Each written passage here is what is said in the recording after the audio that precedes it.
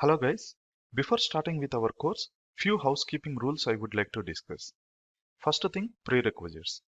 During this course, I am executing few Linux commands. If you know Linux basics, well and good.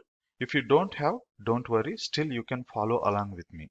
If you are really curious about to learn Linux basics which are required for DevOps, maybe you can check out my other course, Linux for Cloud and DevOps Engineers.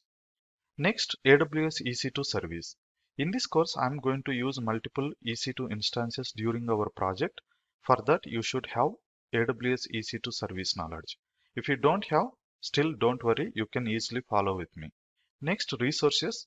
I am expecting that you should have an AWS account.